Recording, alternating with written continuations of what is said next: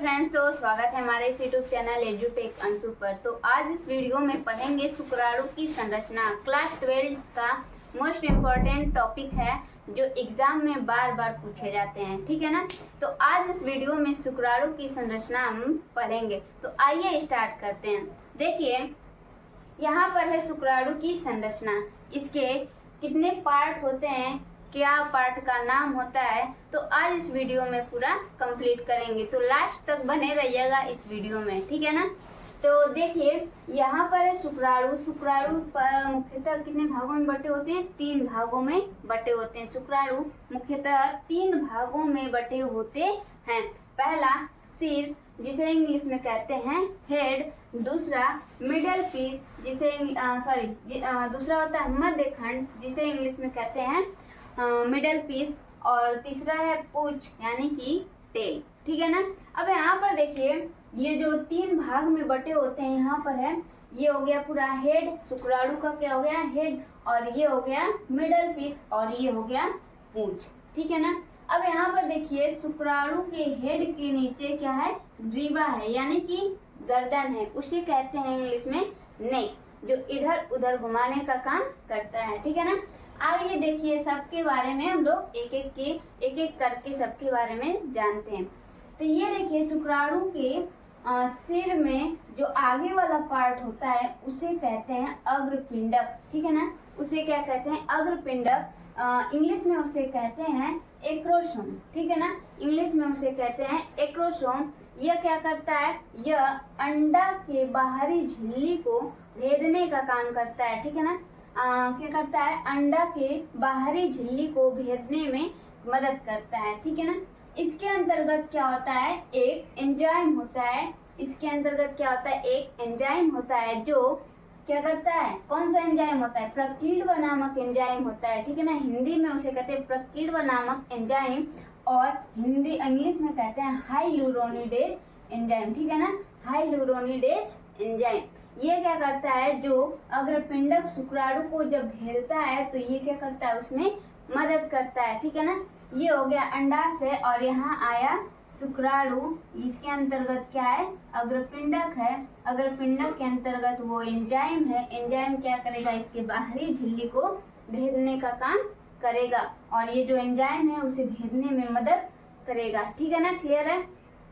अब देखिए जो इसके सिर में होता है केंद्रक, केंद्रक के अंतर्गत होता है केंद्र युक्त गुणसूत्री पदार्थ, ठीक है ना। क्या होता है? केंद्र युक्त गुणसूत्री पदार्थ होता है, ठीक है। शुक्राणु के अंतर्गत गुणसूत्र की जो संख्या होती है, शुक्राणु के अंतर्गत शुक्राणु में गुणसूत्र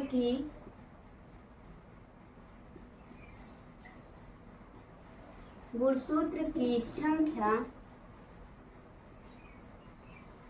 23 होती है, ठीक है ना। 23 होती। शुक्राणु में गुणसूत्र की संख्या कितनी होती है? 23 होती है, ठीक है। क्लियर है?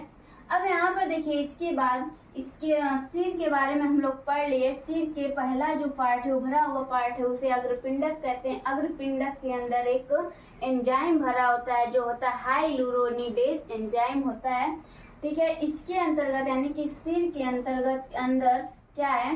केंद्रक है और उसमें केंद्र युक्त गुणसूत्री पदार्थ होता है, ठीक है ना। अब इसके बाद इसके नीचे क्या है? ग्रीवा है यानी कि नेक, गर्दन है, ठीक है।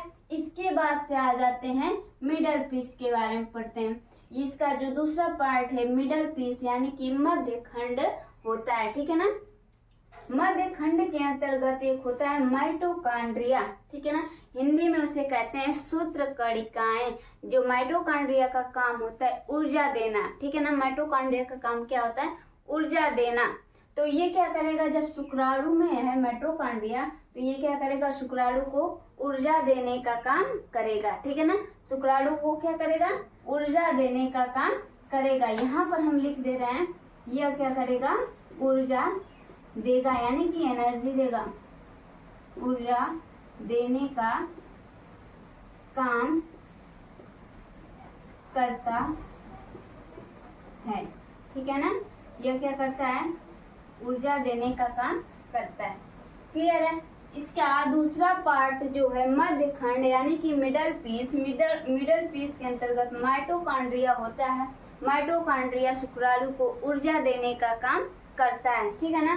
किसी भी कार्य को करने के लिए हमें किसकी जरूरत होती है? ऊर्जा की जरूरत होती है, जो हमें माइटोकॉन्ड्रिया से मिलता है।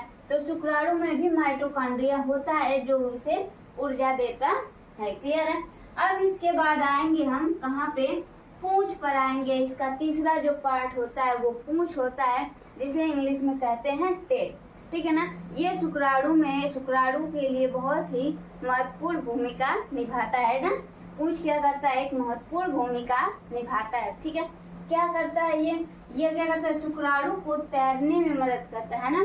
शुक्राणु जब तैरता है तो पूंछ की सहायता से तैरता है, ठीक है, और इसे आगे बढ़ने में मदद करता है। पूंछ का कार्य क्या होता है? शुक्राणु को आगे बढ़ने में मदद करता है, ठीक है। क्लियर है। अब यहाँ पर देखिए कुछ मोस्ट इम्पोर्टेंट पॉइंट है जो शुक्राणु के बारे में है, ठीक है ना। पहला है देखिए, शुक्राणु का निर्माण कहाँ होता है? क्वेश्चन आएगा कि शुक्राणु का निर्माण कहाँ होता है। तो शुक्राणु का निर्माण होता है वृषण में, यानी कि टेस्टिस में होता है, ठीक है ना। इंग्लिश में उसे कहते हैं टेस्टिस। और यह संख्या में कितनी होती है? यह संख्या में 2 होती है, ठीक है ना, यानी कि एक जोड़ी, ठीक है।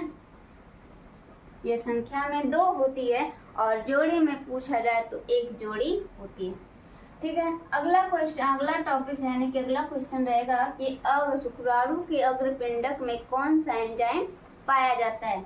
तो शुक्राणु के अग्रपिंडक में जो होता है, अग्रपिंडक में हाइलुरोनिडेज एंजाइम होता है। और इसका क्या काम होता है? तो जो अंडा को भेदने का काम करता है, यानी कि अंडा को, यहाँ पर होता है ना, ये हो गया अंडा, जो अंडाशय में बनता है। अंडाशय में किसका निर्माण होता है? अंडा का निर्माण होता है, यानी कि ओवा का निर्माण होता है। इससे शुक्राणु का अग्रपिंडक जो होता है, क्रोमोसोम होता है, उसमें एंजाइम जो पाया जाता है वो क्या करता है? अंडा को भेदने में मदद करता है, ठीक है। क्लियर है। अब देखिए लास्ट वाला जो पॉइंट है, शुक्राणु में गुणसूत्र की संख्या कितनी होती है? हमें पता है कि जो मनुष्य होता है उसमें गुणसूत्र की संख्या होती है 46 और 46 होती है ना। तो जो शुक्राणु होता है यानी कि मेल में पाया जाता है, पुरुष में पाया जाता है शुक्राणु में गुणसूत्र की संख्या कितनी होती है? 23 होती है, ठीक है। ये हो गया आज हम इस वीडियो में शुक्राणु के बारे में पढ़े। आई होप आप लोगों को बहुत ही अच्छा समझ में आया होगा।